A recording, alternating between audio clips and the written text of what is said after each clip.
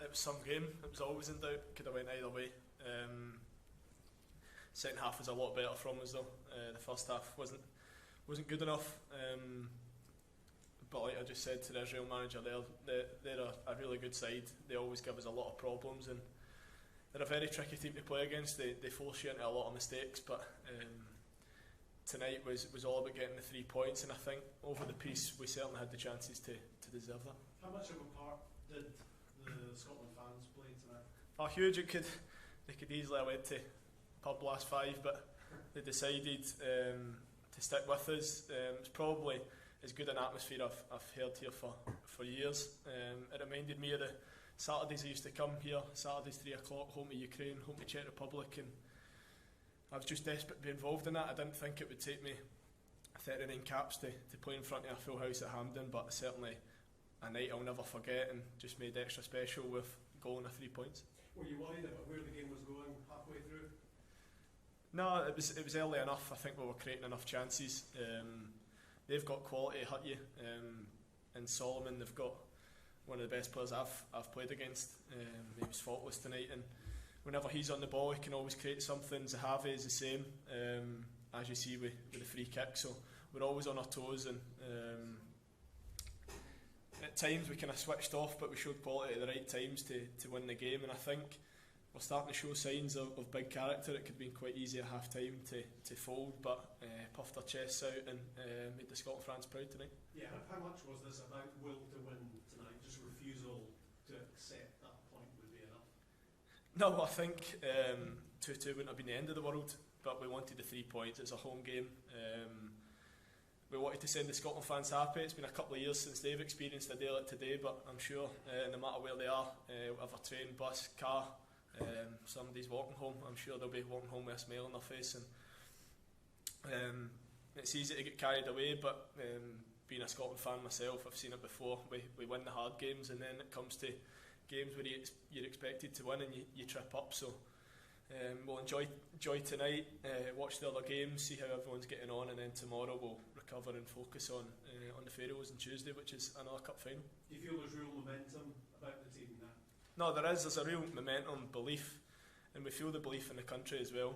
They're starting to really believe in this team. We've also got strength and depth. You see Christie coming on, Coops coming on, 2 top players, and we've got strength in abundance really. And also to add to that, it's not a team that's going away. Nathan and Billy, 2 players who'll play for Scotland for the next 10 years at least. So really exciting times, and hopefully we can get ourselves to Qatar. Does this feel like a significant result, not just for the here and now, but in the bigger picture of things? I can't think of many modern day games at Hampden that Scotland have got through in quite that manner. Yeah, it's significant. I think just because it is Israel as well, they've given us so many tricky ties. But tonight, in the context of the group, it certainly does. I just looked at the group there, and it does look nice for us. It's in our hands, and it's only us that can mess it up, finishing second now. So we'll stay humble and not get carried away, but it certainly is a significant result in the group. How do you avoid messing it up then, to use your phrase? Well, when you get chances in the 89th minute, you put it in the back of the net instead on the Olfie's foot.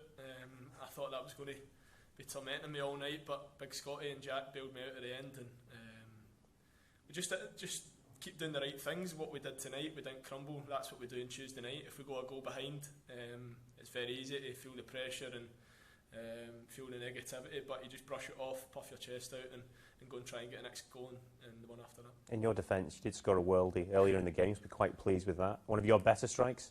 Aye, it's been a mini drought for Scotland. The gaffer, even though I was kind of slightly deeper to try and keep an eye on Solomon, which certainly wasn't easy, he did encourage me to get in the box, and it was probably our first passage of play with any real quality in the first half, and thankfully got this one right and nestled in the corner, and it was just an amazing feel. John, the fans will expect 3 points obviously against the Faroes. Could that be a tricky game for Scotland? It will be a tricky game. I remember going there with Hibs in the Europa League qualifier, and everyone just expected us to hammer them, but like we saw here, it was 4-0, but I certainly didn't feel like that in the game. We were very clinical on the night, so we won't be taking them for granted. They're a very, very physical team, and we've also got to adapt to the surface. So the minute we think we're doing all right and we think we'll just turn up and win is when we'll get done. Given that you said that you had a look at the table, you'd have taken the situation we're in at the moment, going into the last 3 games? Aye, definitely. The start of the group, you want to finish top, but to be fair to Denmark, they've been by far the better team in the group. But we didn't want the Austria game to go to waste, and thankfully tonight we made sure it wasn't. But Tuesday and then going on to Moldova, we don't want this special night to go to waste, and try and get to that 20-point mark as soon as possible. John, can you explain how this bravery and spirit is materialised in the Scottish team? Because it's quite remarkable to see you come back so well tonight. Well, there's a club feeling. It doesn't come overnight. We're all mates. I know it's easy to say that, but very easy to get on everyone's backs. I was making mistakes. Others were making mistakes. Previously, there might have been a bit of negativity, a wee bit of arguing, but we've all got belief in ourselves, and it's just a great dressing room to be in.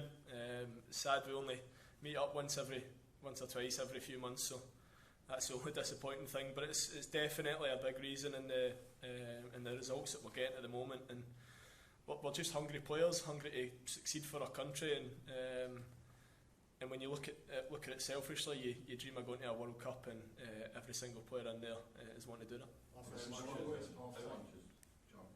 strong words at half-time in the dressing room with the manager? Bit of both. It's always strong words for the gaffer, even if you're getting praise. But he was measured in what he was saying. We had some tactical things we had to adapt with, but we had to be braver, and he stressed that to us, told us to show a bit more personality on the pitch, and we managed to do that. John, spoke about personality. How much is Billy Gilmore added to that side of things? He's a world-class player, Billy.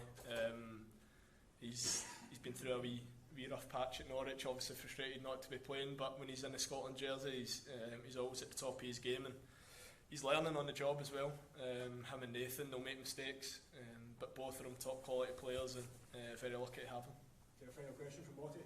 Yeah, first of all, congratulations, you deserve to win today. What do you think about the performance of Ofio Marciano? It was amazing.